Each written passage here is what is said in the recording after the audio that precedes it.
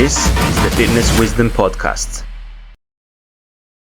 If there was one substance that could increase your energy levels, optimize mitochondrial function, boost ATP production, help to optimize your hormones, remineralize the body with ionic minerals, boost cognitive function, assist detoxification, and support your gut health via the microbiome, this substance is Shilajit, known as the destroyer of weakness. Shilajit is a herbal mineral substance made from the decomposition of plants and bacteria, this process taking place over thousands of years. It is harvested from high altitude locations, primarily the Altai and Himalayan mountains. And what makes Shilajit so unique is that it's made by Mother Nature herself. I call it nature's methylene blue. Not all Shilajit that you find on the market is created equally. This is why I only use and trust Mountain Drop Shilajit. They have an extremely high quality Shilajit product that has been rigorously tested for heavy metals and impurities. Grab yourself some Shilajit, the destroyer of weakness today, and head over to mountaindrop.com. Use the promo code MobilityFitness at checkout for a nice discount as well. Hello and welcome back to another episode of the Fitness Wisdom Podcast. Today we're going to be talking about how to lose fat fast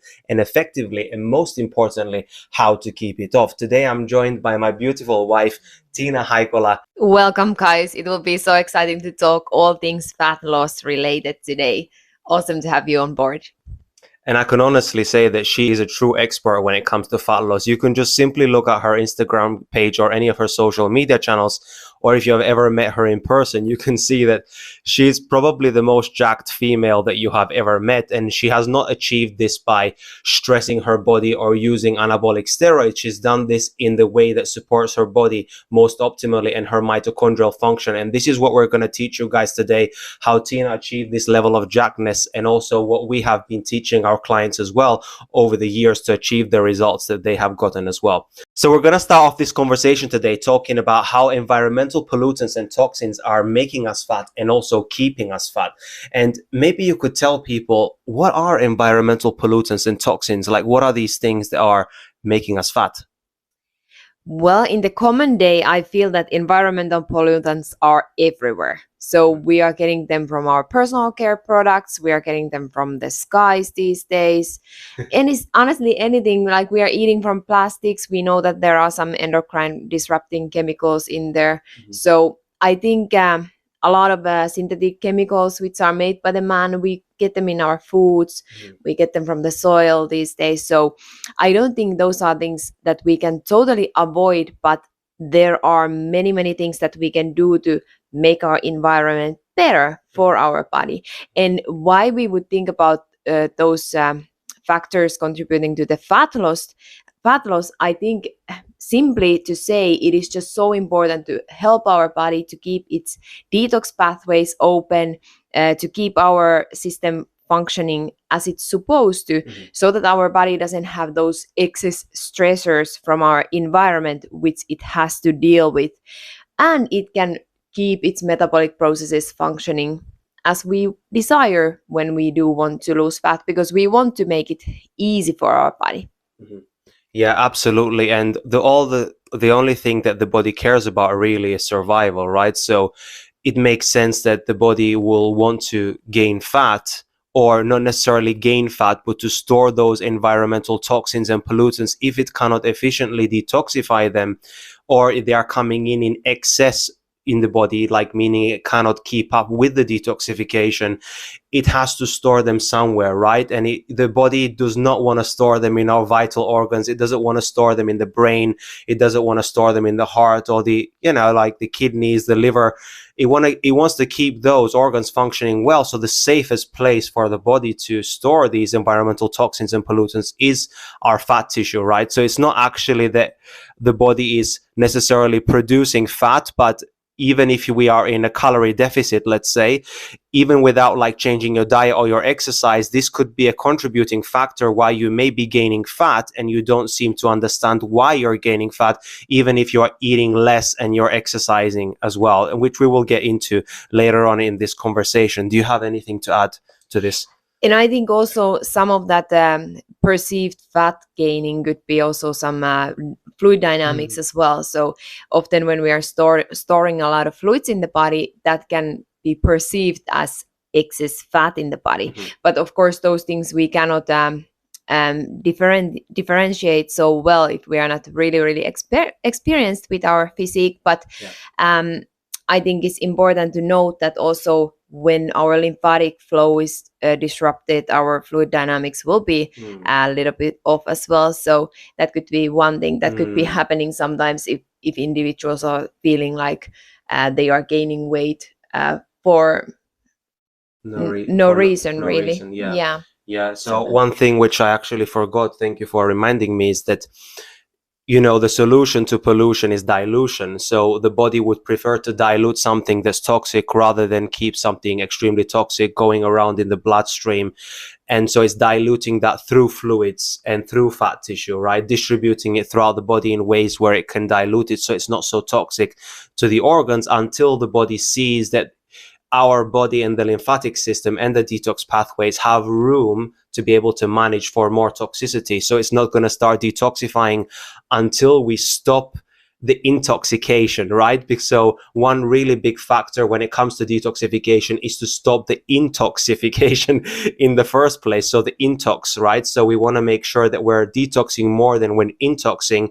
And maybe we can give people some practical tools that we use in our life to make sure that we are minimizing all of these environmental toxins and pollutants. And then we will get into how blue light and non-native electromagnetic fields are also contributing to us having a difficult time with fat loss and also fat gain.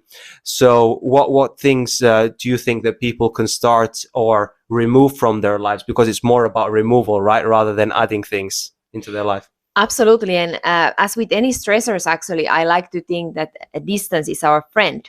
So anything that is closer to my body, I like to think that, okay, I want to keep that quite clean and I want to keep it supporting my system rather than fighting against it. So for years ago, long time ago, I haven't put a lot of chemicals on my body. I don't use all kind of perfumes, deodorants, all these sorts of things. Shampoos, I use natural. So any really personal self-care toothpaste, 100%, very, very important. Anything that comes in the contact with the skin, I think it's good to pay attention to. So what are we putting on our skin will end up in our body. And that's the number one thing. And another thing which I find very, very important is like inhaled products. So for example, okay, I touched upon the perfumes, but then there are so many different things that we use in our household. Not only that, but laundry detergent. This is huge because we wear our clothes on our skin. Whatever remnants there is left from the laundry will be ending up in our system. And actually, this is funny and maybe something to pay attention to. We don't consider those things before we actually back off a little, because when we stop using certain things, like let's say the laundry detergent, which are really, really harsh chemicals, then we start smelling them even on other people. I actually quite struggle with that bit, because isn't there like a thing with the brain that when it perceives the threat in a way, like let's say the perfume or something, it starts ignoring it. Well, if we oversensitize the system, so if we're exposed too much to something, let's say you love essential oils and you sniff them all the time. If you do that all the time, your body's going to get used to that smell and you're not going to smell it anymore unless you use an excessive amount. And this is what is actually happening to most individuals who are using these toxic personal care products, perfumes, deodorants, detergent, all this stuff that they're using in their house, stuff that you use to mop your floor with, for example. Basically anything that is a chemical and is like, and it's not meant to be ingested or you can't eat it, is most of the times toxic for you, right? If you can't eat it. So I would only put something on my body that I could pretty much ingest. And so I think it's super important to acknowledge and be aware that where did we come from as human beings? We didn't used to use any kind of toxic chemicals. We only used whatever came from nature. And nature is the most biocompatible thing with our biology, wouldn't you say? 100%. One notion I did want to mention there is that essential oils I use in my personal care routines, and I don't count those as toxic chemicals because they actually come from nature. However, I do feel that they are more like medicine, so we need to be clever with those kinds of things as well. I was just giving that as an example. for the smell aspect. Yes. But yeah, just like with anything, even with a perfume, like a toxic perfume, for example, you can put it on, and after a while you get used to it, and then after you're putting excessive amounts so that you can smell it, but then the other people around you are choking because you don't actually acknowledge like how much perfume you're using. But anyway, we shouldn't go too much on a round down this rabbit hole. We want to provide you more with practical tools and tips on how to be able to transform this aspect of your life. So I think let's tell people that what can they add in there instead, because I think that we acknowledge that now based on what we have just discussed, that we want to be removing all the things which are toxic in our life, right? Anything that you wouldn't ingest, you probably shouldn't be using on your body. And and also the cleaning products in your house, and also the scented candles, anything that smells, that is artificial, is not natural, is not useful and good for us. So what would we add instead for people to implement? Yeah, and of course, we are not telling anybody what to do and No. where to do. These are just things that we have found useful in our own life and in our own health journey. So personally, I love to use different oils from nature, like coconut oil, tallow, these sorts of things. I don't use a lot of skin care products, but to be honest, like I think we can make a separate podcast episode for this topic, about the chemicals and all that. But one important thing, I think a lot of people are physically active. So for deodorants, you use something like salt. I just use a salt deodorant and it works perfectly fine. And it's natural for the human body to smell a little bit, right? It would be completely weird if your body doesn't smell at all. So yeah, this is maybe like a hard concept for people to wrap their head around, especially when it comes to women as well, because they are more maybe conscious about the way they look and the way that they smell. And I totally understand that, and I totally get that. Guys are too, but I think ladies are even more conscious on that aspect. But yeah, you just need to acknowledge that the cleaner you are, like internally, the less you smell externally, and also the more open your pores are in your armpits, also the more easy it is for your body to sweat, so it's not going to hold on to as many toxins, which is not going to make your body smell as much. And the whole point of everything that we're saying is that when we stop the intoxication in the body, then the body can start to release a lot of those toxins that is holding on to the fat tissue, which has been stored in the fat tissue and in the lymphatic system.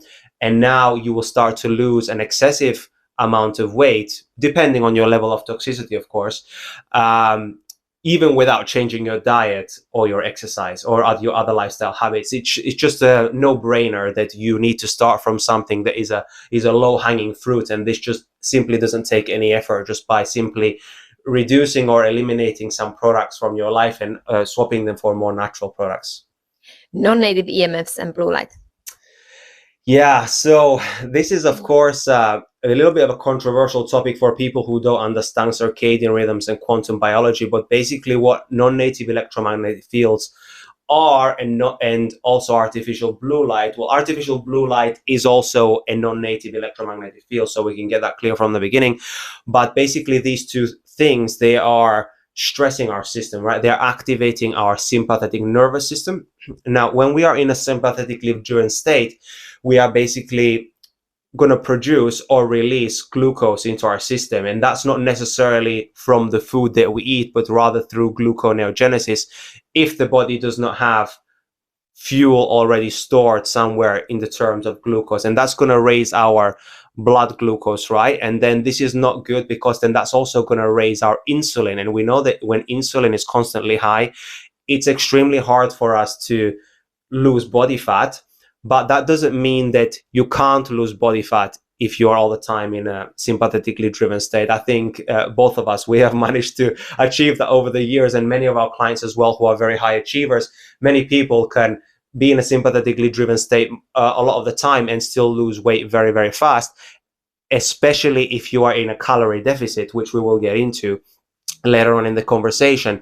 But if you are in a calorie maintenance or surplus, my God, like artificial blue light and non-native EMFs is an absolute no-no for you, because it will increase the fat mass on the body so quickly, because the body is now in the stress state. And think about if you're running away from a threat, Do you think that your body actually cares about losing body or utilizing body fat as a fuel? No, all it cares about is survival in that moment in time. So I think it's extremely important for us to be in a parasympathetic state as much as we can if we actually want to lose body fat, because that is how we enter ketosis. Ketosis is a metabolic state. It is not a diet. Do you want to say something? One notion I did want to say when you mentioned that even chronically stressed individuals will experience weight loss, but actually in my experience, this is with my clients and this is also with myself, that in the most stress states in my life, it's been really hard to actually acquire that lean and toned body. So even if we are losing weight in that state, it doesn't mean that we are just simply losing fat. So it's a very important notion to make for ourselves as well, that or for anybody listening, that when the weight is dropping, where is it dropping from? Because it's actually very easy to be in this catabolic state when we are chronically stressed, and that eats away our other tissues, which we don't want to get into. So the whole purpose of weight loss journey or fat loss journey is the fat loss. So we actually want to maintain the most amount of lean tissue we can, the most amount of mineral tissue we can in the body while we are losing the fat. And this is why parasympathetic beta oxidation is the way to go. So entering that ketosis more often in the day, throughout the day, being in the more parasympathetic state as much as we can. And actually, when is there a reason to be in the sympathetic state in the regular life? There is no situation really, because we are not actually running away from the threat. So we can be alert in the parasympathetic state. That's totally possible. We don't need to be in that overly stressed state. Yeah, absolutely.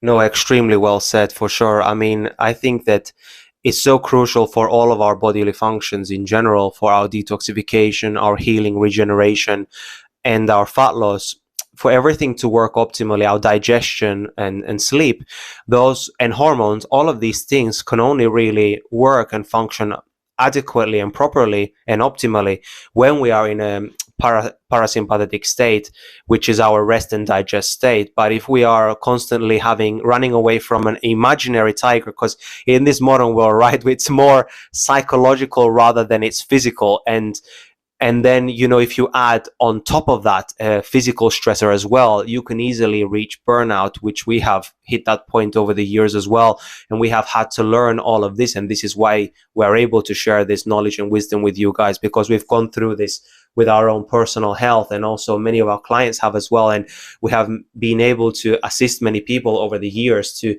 get into more of a parasympathetically driven or parasympathetically optimized state, or learning how to shift the nervous system state so it's more regulated, right? Because the thing is that it's not bad to be in a sympathetically dominant state or sympathetic state. You just want to be in it for a short period of time. For example, when you work out, of course you want to be in a sympathetic state. That's what keeps you alert. That's what keeps you, it gives you the ability to be able to push and to progress and to make change. But then after, when the stressor is over, you want to be able to, you know, come very quickly back into parasympathetic state to initiate the healing response, the inflammation that you need to heal the tissues and to regenerate the body.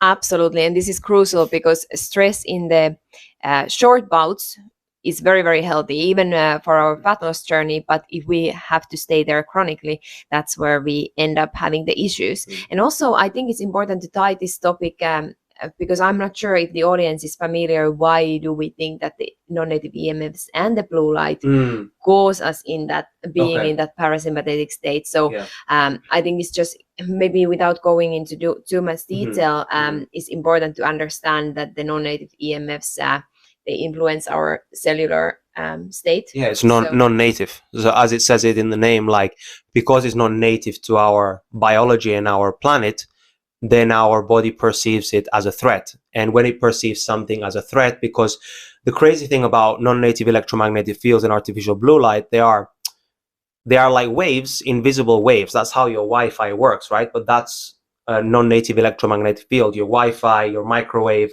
cell towers, your cell phone, your laptop, anything that runs on electricity and is wireless especially, is going to produce non-native electromagnetic fields. And there are many things like such as the electric fields from your plugs, your wired devices. All of these are producing magnetic and electric fields, which are also harmful for our biology, because what happens is when we induce the cell danger response or a stress response in our system, we get an influx of calcium into the cells, and that's primarily the way that this is actually, putting us into this constant perpetual cycle of sympathetically driven state, because calcium initiates contraction in the body, cellular and muscle contraction. So you actually need calcium to be able to contract your muscles, but excess calcium release constantly in the cell is going to deplete minerals such as magnesium, which is essential for relaxation, right? And then what happens if we're constantly stuck in a sympathetically driven state,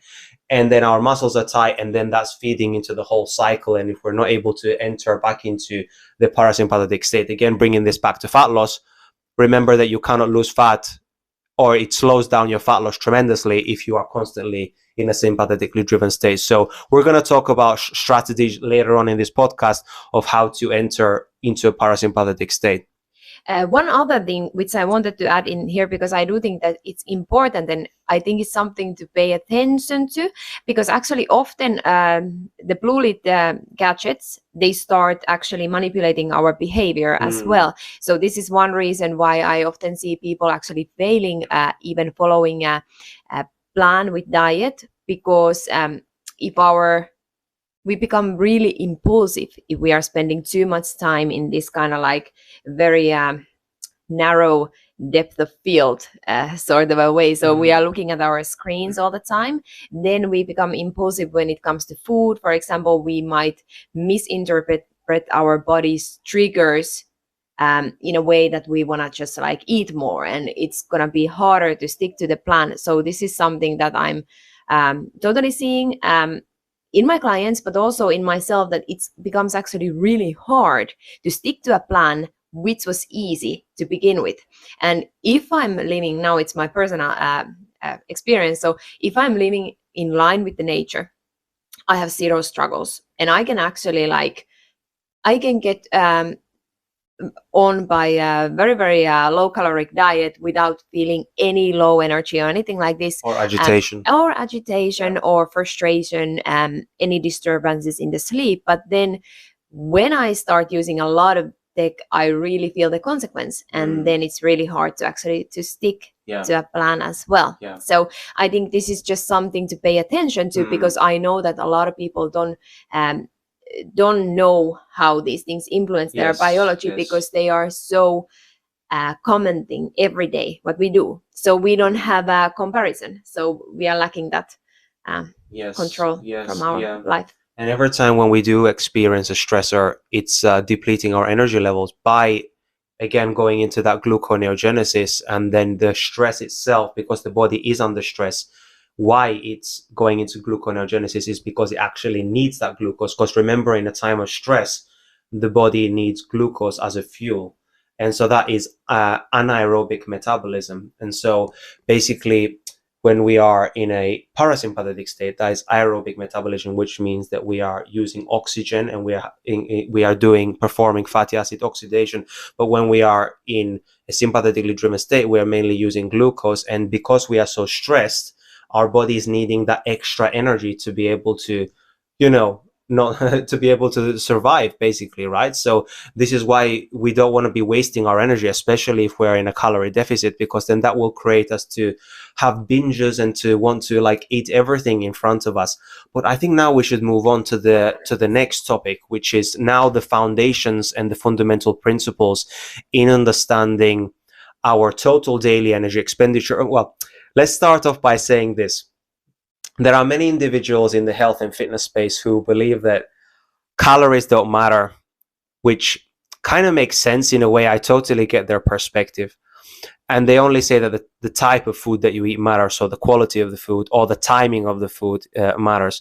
But all of the things matter. You can't just pay attention to the timing of the food that you eat, or only just the quality of your food. You have to make sure that you're eating right, you're eating the right amount of food, and you're also eating at the right timing. Would you like to say something? Absolutely. I think calories are fundamental, and we have to make a little separation here because aiming for fat loss is not the same as aiming for health. So, for example, a lot of Very true. principles, yes, so a lot of principles out there promote not looking into the calories, but we can still gain a tremendous amount of health. If we are paying attention to our circadian habits, we are going to feel better. Yeah. It's not guaranteed that we are going to lose fat. Even if we are on an elimination diet, we may feel better, but it's not guaranteed that we are going to lose fat. So actually, what does play the most significant role is the caloric amount. So are we in a maintenance deficit or surplus? And oftentimes all those tools that we I kind of like touched upon, you know, if we are paying attention to our circadian habits, we are going to eat less food most often. If we are on an elimination diet, such as carnivore diet, we are going to eat less certain foods. So not necessarily less energy. Okay, now that I touched upon that diet, I think I need to elaborate a little. So even if we are totally not eating carbohydrates, we will be losing a lot of fluids from the body. But that doesn't equate to fat loss. So that might just be that weight loss that we are experiencing might be the fluids, or for some reason we are on a caloric deficit, which is often not going to happen on those type of diets. I would just like to say, I would just like to contribute to this by saying that a lot of the fat loss that and weight loss that we do experience at the beginning by not changing necessarily our caloric intake on just by simply swapping to, healthier circadian rhythms and also eliminating these environmental toxins and pollutants from our life, we are going to experience so much water loss from our body, fluid retention that we had under our skin that we thought was fat tissue. That will make us feel like, wow, I lost all this body fat. But in reality, no, you just lost a ton of water weight and a lot of inflammation from your body, but you didn't necessarily lose so much body fat. You may lose some body fat because you are shifting into a parasympathetic state. And if you have been an extremely long time stuck in a sympathetically driven state, and all of a sudden you are giving the body all the right environmental tools to shift into a parasympathetic state, you may even experience fat loss without going into a calorie deficit, because finally your body's machinery is starting to work properly again. Absolutely. And another factor which happens in the beginning of weight loss is that the gut mass also goes down. And in some cases that can be pretty significant, because if we are, let's say we are just going on an elimination diet, we are not eating as much fibrous foods and all that, and the amount of things that we can store inside of our intestines is so much that that could also contribute to the weight loss in the beginning. And often when we are coming to that depleted point in our fat loss journey, which is kind of like the initial phases. What do you mean by depleted? Well, when we have lost a lot of fluids with the glycogen that we have been losing from our tissues. The glycogen stores are getting low. Yes, absolutely. Sorry, in simple terms, yes.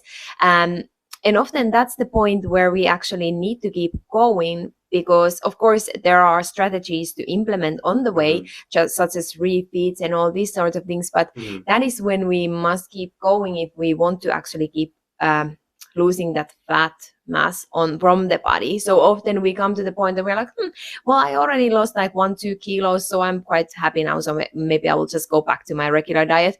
But actually nothing fundamental happened yet. So I think it's important to also so basically when we get to that point, like the whole idea is to never really go back to your previous diet. The whole idea is a lifestyle change in general, right? And we need to, this is something that we will get into just in a couple of moments, but I think let's first talk about total daily energy expenditure, what this actually is and what contributes to our total daily energy expenditure, since the amount of food that we are eating matters, right? Think about this for a second.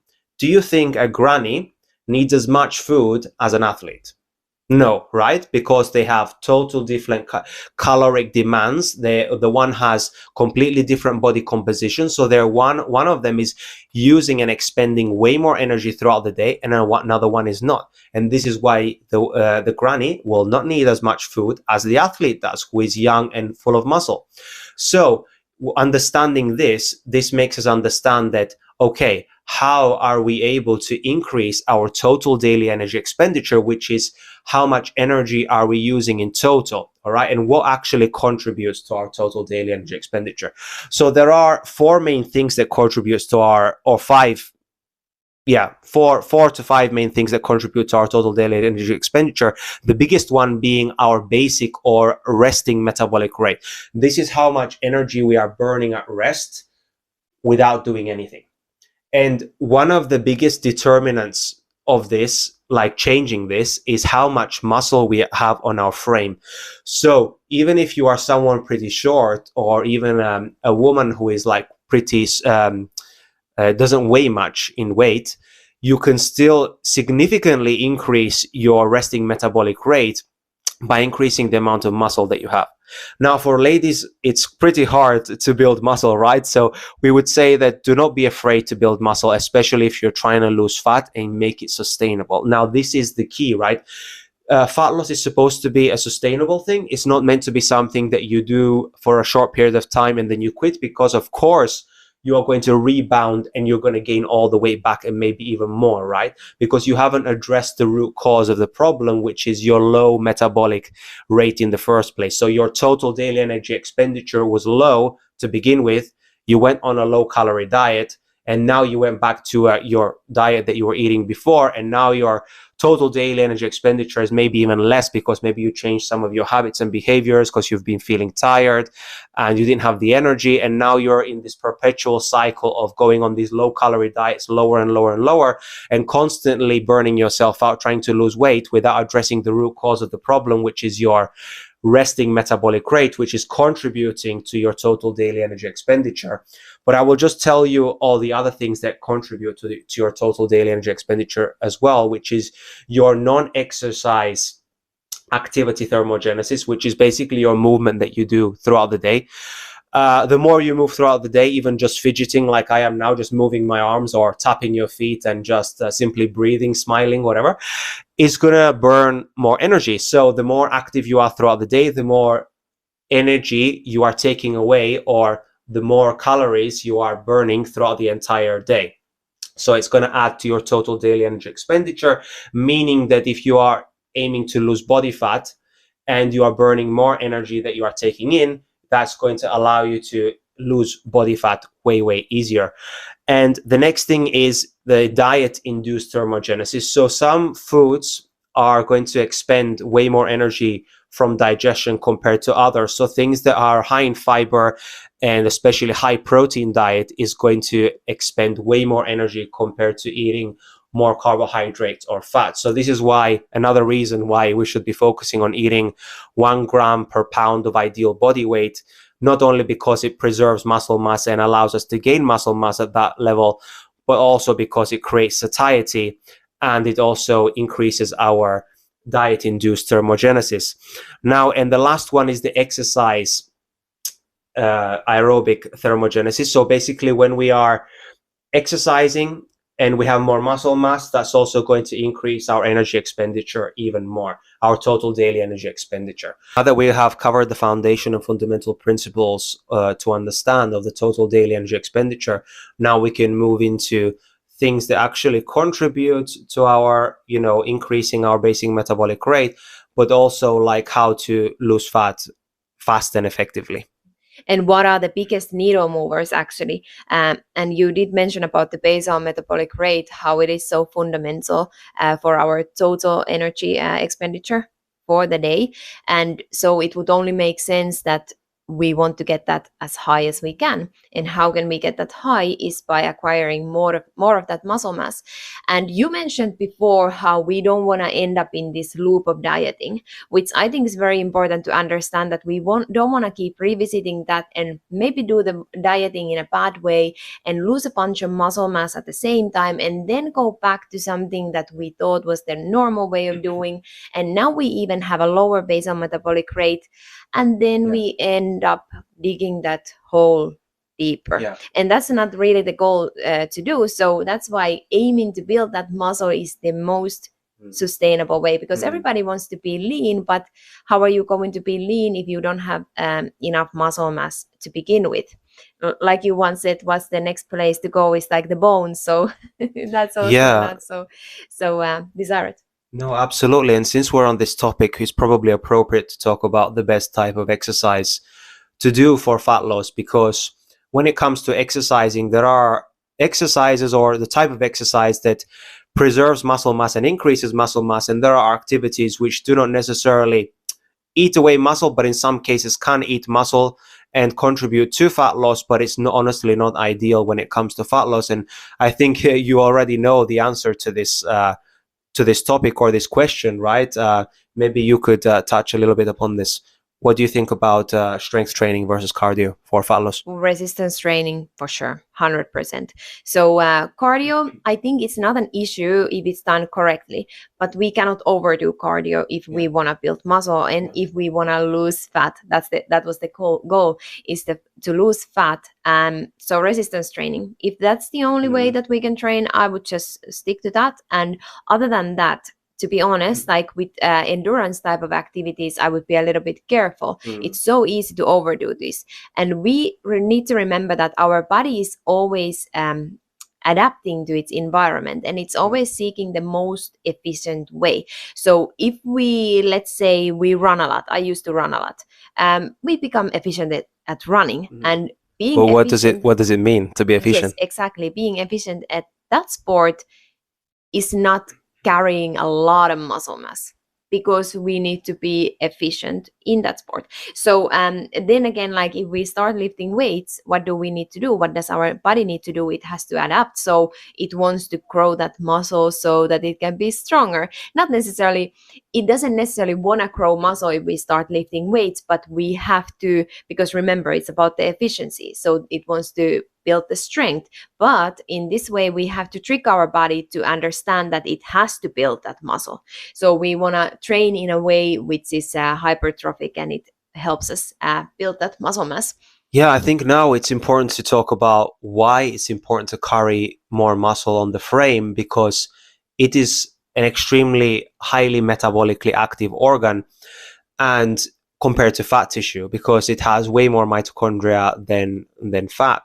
And basically our muscle can serve as a reservoir for glucose, and so it can help to lower our circulating blood glucose, our fasting blood glucose levels.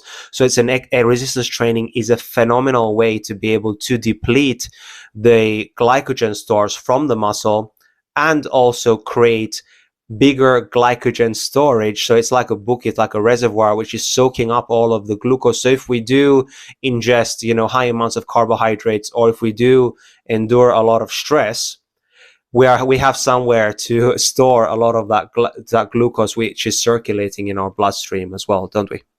100%. So I would say that the first principle to do is the resistance training when we want to lose fat. Other things are kind of like a bonus. Yes. But one nice thing about resistance training is that, of course, that can be done in many ways, but it is the number one exercise which I think we can do in a way that we are more parasympathetic throughout our whole weekly training.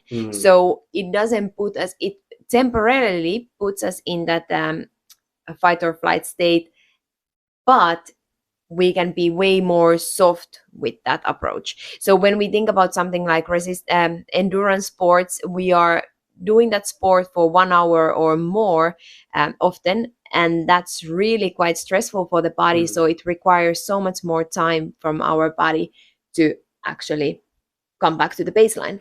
And think about this for a second as well, that muscle, when you build muscle, since it's a highly metabolically active organ, you're going to be burning or utilizing way more energy at rest. So that, again, this is why we're saying that it's essential and vital. This is the root cause of the issue of you not being able to lose weight in the first place, because your total daily energy expenditure is very low and you are consuming more energy than that. And this is why you are having a hard time in losing weight.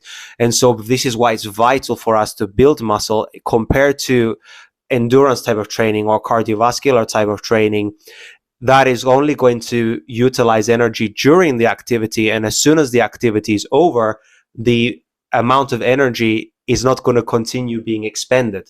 And that is the not necessarily a downside, but it's like a limitation of endurance training. Everything has its time and place. We just need to understand that some things are foundational, right? So building strength and muscle is absolutely foundational when it comes to us fixing the loop that we are trapped in when we are trying to lose body fat, because the idea is eventually when we are, because we always have to diet, let's be honest, we always have to diet to lose body fat, but the depth of which we need to diet will change over time, especially if we are having a bigger resting metabolic rate, and that is by increasing the amount of muscle mass that we are carrying on our body, right? Absolutely, you're so right about that. And very important thing is that a lot of times we think that, okay, exercise more and eat less is the way to go, but actually I would come to say that a lot of people overdo the exercise as well. Yeah. So even if we are thinking about movement, people think that, okay, I need to move like 10K plus steps every day and keep going, while the movement is essential. We need to recognize like where are we overdoing it, because actually we want to keep our body, like we mentioned earlier, we want to keep our body more in that parasympathetic state, and overdoing any type of activity will be a stressor for our body, especially I think in this kinds of like chronic exercise regimes. Which I mean by chronic exercise is that even low intensity exercise for prolonged periods of time all the time, so multiple times a week, and then doing the resistance training, and then maybe even the running and all that. So it just has to come to a balance with that 100%. So I would more like to see people exercising a little bit less and eating a little bit less, and exercising intentionally. So Yes. the type of if you're exercising, meaning when we say exercise, we mean hard, intense exercise, which yields a meaningful change to your body, meaning that you're breaking down muscle in pursuit to build more muscle. Because remember, when you exercise, you're not building muscle, you're breaking down tissue, right? All exercise is catabolic. You only recover and build outside of training if you are in a parasympathetic state, which is very important. So, but what I did want to say is that rather than aiming to eat as much as possible and exercise as much as possible, sometimes it's more clever to eat less and exercise a little less and yield better results. But 100% we must do the basic work. Yeah, because what happens if you have built this sort of lifestyle where you are constantly active to be able to lose body fat, and all of a sudden one day you just wake up and say, fuck it, I don't want to get out of the bed, I don't want to move today, and then this becomes a habit, and then all of a sudden your total daily energy expenditure is reduced because your non-exercise activity is basically reduced, and then you are wondering why you gained weight. Well, of course, it always comes back down to our total daily energy expenditure, and this is why we are trying to explain to you guys that the amount of energy that you consume and that the amount of energy that you are utilizing with your body absolutely matters when it comes to fat loss. We have implemented this with ourselves and with many clients over the years, and we've had tremendous success. So to say that calories don't matter is a very dangerous claim to make, especially if you want to see your six-pack. You can lose a pretty good amount of weight without tracking your calories, but by being more intuitive. But it is wise to get yourself a personalized diet plan. We can help you with that, of course. We don't need to track your calories. We can track everything for you and just give you a ready-made plan that you just need to follow, and just make sure that it's personalized to your body and goals.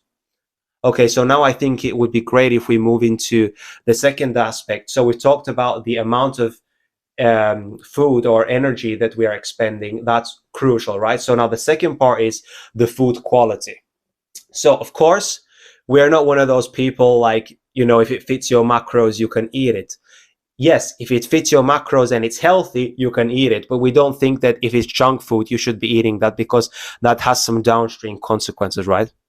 Absolutely. Like we said in the beginning, like we want to support our body system. So we want to put in good stuff. And this is number one, because we don't want to put in like chemicals that our body is having a hard time to deal with, and all kinds of processed foods. That's number one. But also we need to think like, why do we want to eat whole foods and the real foods? Is because those are made by nature again, and they are not hyper palatable foods which you want to just keep ingesting. So actually we allow our body's satiety signals to work way better when we are eating real foods. So we get real flavors, real nutrients, and we also make sure that we can target our macro goals in that way without going over our caloric. Yeah, absolutely. So, and when, sorry, do you want to say? no, just go Yeah, on. so basically when a food is kind of boring, right? You don't want to like overdo it, and that's absolutely crucial that you eat foods which are, you see online all these recipes about these fancy recipes trying to alter the taste of food, when in reality we need to learn how to enjoy and appreciate the food as it is, as it came from nature. Of course, sometimes we need to cook it or not, but we just need to learn that respect, and we need to respect the seasonality as well. So when we say, for example, that eat in accordance that it fits into your energy intake in the day, you're going to say, okay, when you go to the supermarket, for example, and it's wintertime, there's no fruits and vegetables available to you. Maybe there is some squash available. Maybe there is some zucchini available. Maybe there is like, I don't know what kind of, maybe oranges available here in Cyprus, for example, in the wintertime. Those foods you can probably implement into your diet because they are seasonal and local to you, and if they fit your energy intake. So you've made the calculations, and basically you need to calculate how much protein you need, how much carbohydrates, and how many fats. But most importantly, how much protein do you actually need in your diet, because then that is the foundation when it comes to building a diet, right? We want to make sure that we're getting enough protein. And once we have covered those bases, then it's only the energy substrates which are left, which is the carbohydrates and the fats.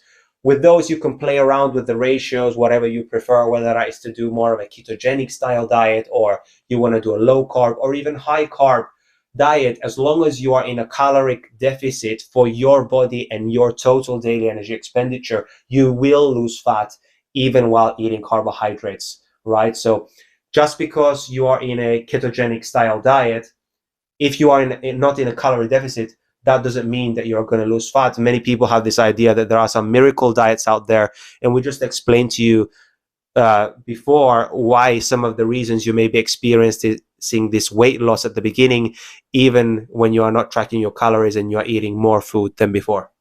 And contrary to the common belief, I have to say that some of my easiest dieting phases ever have been on a high carb state. So high carbs as possible, and low calorie and calorie deficit. Of course, calorie deficit always, that has to play a role in the fat loss. But pumping my carbs higher has been easier for my body. So that has allowed my body to not go in this kind of like stress state, and I could have just kept going. And so contrary to high fat diets, I would struggle, because the body likes to get that quick source of fuel, especially when we are longer time in deficits. And I think that since we are on this topic about stress management, we shouldn't necessarily use carbohydrates as a way to manage stress, but they are a tremendous tool in managing stress. So meaning that it shouldn't be like our first resort, but they can be a quick fix in the moment to reducing our stress levels and our cortisol levels, because insulin is the opposite of cortisol, right? So when insulin is present, it shuts down cortisol, which is going to help us go into that parasympathetic state. Now, this shouldn't be our first resort, but in some cases it's extremely useful. And especially if you are an individual who is doing glycolytic type of activities, such as resistance training, such as sprinting, anything high intensity, anything anaerobic, is going to utilize glucose. Now, when you utilize glucose and you empty it from your muscle and your liver, how do you think your body restocks the glucose? Or rather, you need to think that the body always has to have a glucose reserve ready in times of threat available in your muscle and in your liver. So if you're not ingesting any carbohydrates, you're doing a zero carbohydrate diet, and you are performing glycolytic type of activities, which is resistance training or sprinting, you are going to be running maybe into some issues by constantly being in a gluconeogenic state. So meaning that your body is constantly trying to produce glucose for your muscle and your liver, even though like you are not ingesting it, and that is the reason, because you are not ingesting it. And that is extremely stressful on the body, because remember, in what state does the body go into gluconeogenesis? That's a sympathetically driven state, and we don't want to be stuck in that state all the time. We want to be there for short periods of time. This is why I think that long-term ketogenic diets, especially for people and athletes who are doing glycolytic type of activities, are not necessarily the best approach. That's what we have found with ourselves and with our clients. But if you are a person who is very stress-free, you are chilling all day, you're on the beach, you're enjoying your life, and you don't have like many stressors in your life, you're not very often in a sympathetically driven state, you can get away, I believe, with eating primarily a ketogenic style diet the majority of the time, right? I think you're right. Absolutely. So it's always individual. And that's why it's so dangerous to just go and try and find all the answers from social media, because nuances matter there so much. Yeah, context is everything. Exactly. And what I wanted to mention was, because, you said that we might need those carbs as a tool to keep our body in a less stressed state. So important notion here is that we want to still adhere to our meal timings and meal plan. The reason why I say this is because we don't want to end up in a loop where we are like just having to get that quick glucose like right now, right here, because then we just end up easily getting in this binge loop as well. So that's a little dangerous. So the body doesn't necessarily need it right away in most cases if we have our glycogen stores in check in the liver. Not only that, but it's all about as well building metabolic flexibility. So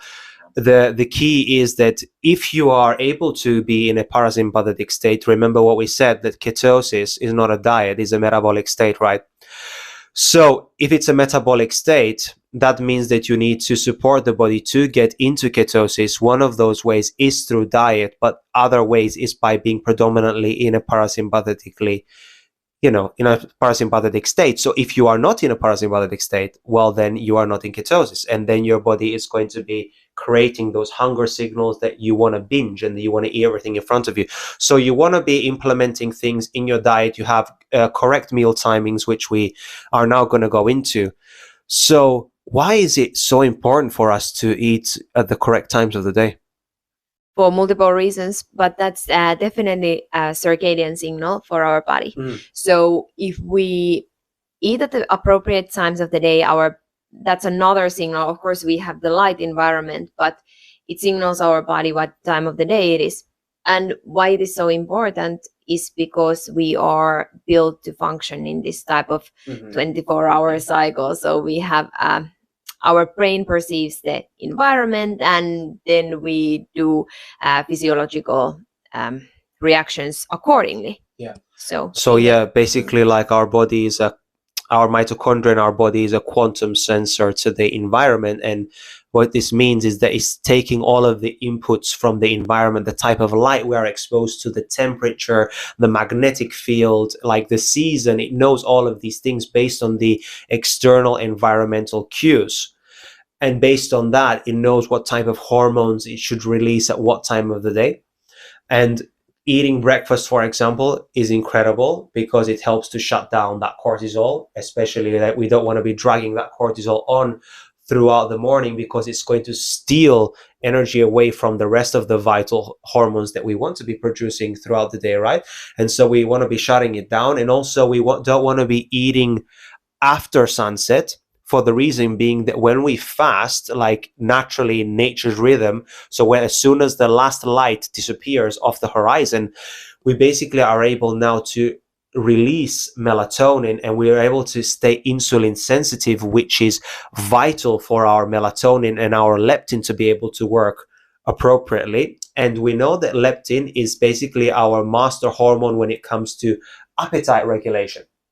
So if leptin is able to bind to the brain in the night, because glucose is not elevated, because insulin is not present, because we haven't eaten like so late, plus probably your last meal of the day shouldn't include carbohydrates. That's what I do anyway. Like, of course you can consume, but I would rather not, just to make sure that, okay, now my body is going to enter a ketogenic style state, a ketogenic state, when I'm going to fall, into sleep, and I'm going to go into that deep repair and regeneration, because we can't go really into deep repair and regeneration if our melatonin is not released at the appropriate time, if we're not blocking the blue light, because remember, blue light stimulates sympathetic nervous system. So that means cortisol high, melatonin low. When melatonin is low, we can't sleep. When melatonin is low, we can't regenerate, we can't heal, we can't thrive, we can't detoxify, we can't clean up, we cannot be in ketosis, we cannot lose body fat as efficiently, which means we wake up the next day with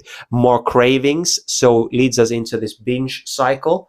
So this is why it's so important for us to eat the correct times of the day when it comes to fat loss. Would you like to add something to that? Yeah, I think it's gonna create a lot of confusion now, because you said that no carbs in the evening. So again, context matters. So for us, that works the best. So the highest amount of carbs come in the morning and the daytime, and actually typically the dinner for me and for you right now as well is keto style dinner.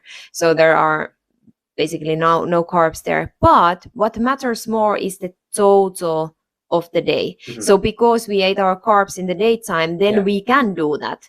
But for somebody who start themselves for the day and now are hearing that maybe carbs are not a good thing in the evening, well, maybe in that person, for that day, it is a good thing. So we have to always think about the context here. So yeah. Yeah, I think then if they do have to eat, let's say they eat one meal a day and they fast the whole day, which we don't necessarily recommend for your stress hormones, probably like eating all the carbs, you are going to eat some carbs, then you should do it like pretty early in the evening so that your body has time to digest those, and put away those carbohydrates into your muscle and into your fat tissue, depending on if you have exceeded your caloric intake or not.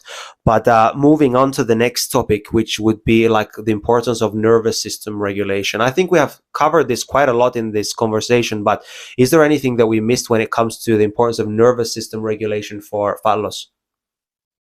Breathing? Yeah, so that breathing is fantastic, but I meant that like, why do we need to regulate our nervous system to be able to assist our body to lose body fat? But I think we touched upon that quite well. I think we touched upon that. Yeah. So then let's move into like how we should actually breathe to assist our body to get into, a fat loss state. Do you want to start? I just think nasal breathing is fundamental. So again, here, I want to think about supporting the whole body and the whole physiology. And that's going to assist the fat loss. So, and of course, the better we can oxygenate our tissues, the better we are. Like we said earlier, fat oxidation happens in the oxygen-rich environment. So I think nasal breathing is the number one thing to do. Yeah, it's absolutely key, right? Because not only when you nasal breathe, you are retaining more carbon dioxide, which is allowing the release of the oxygen from the red blood cell to be able to enter the tissues. Just because you are breathing doesn't mean that you are absorbing oxygen or releasing oxygen into the system. So if you are a mouth breather and you are exhaling more air than you are breathing in, you are off-gassing way too much carbon dioxide from your system. And this is an issue because then even though you are breathing, your brain is sensing that you are lacking the oxygen, which is creating this vicious cycle for you to breathe faster and more, gasping for air. So in reality, you want to train yourself to be able to breathe through your nose as much as you can, because remember that anaerobic metabolism uses glucose as a fuel, which means sympathetically driven state, which means fight and flight.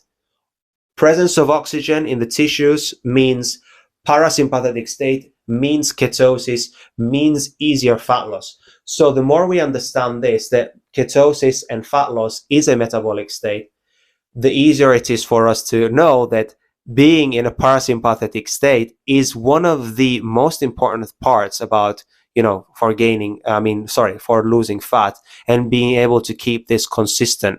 And so now I would like to lead into the last part of our conversation, which is like some last final tools and tips which can increase people's total daily energy expenditure. We already talked about the importance of movement, the importance of how to breathe, the importance of what type of diet to eat for total daily energy expenditure, the importance for building muscle for increasing your total daily energy expenditure. One very good thing, or two very great things, which I have found very beneficial, is sauna and also cold exposure. And those two things, they are fantastic because they increase your metabolic rate, because they are stressors, right?